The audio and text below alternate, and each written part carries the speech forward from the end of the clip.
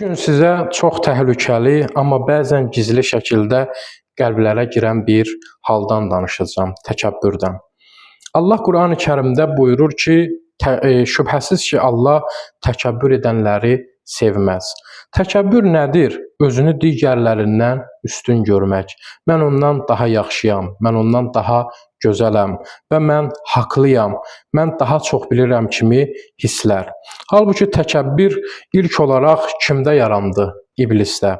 Allah ona Adəmə səcdə et dedikdə o nə dedi? Mən ondan daha da üstünəm. Və bu kibir onu əbədi lənətə düçar etdi. Təkəbbürlü insan nəfsinin quludur.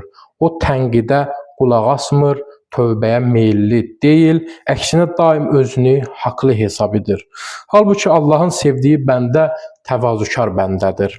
Peyğəmbərimiz buyurur, qəlbində zərrə qədər təkəbbür olan şəxs cənnətə daxil olmaz. Bu söz nə qədər ciddi və düşündürücüdür. Əgər elm sahibiyiksə, bilməliyik ki, bu elm Allahdandır.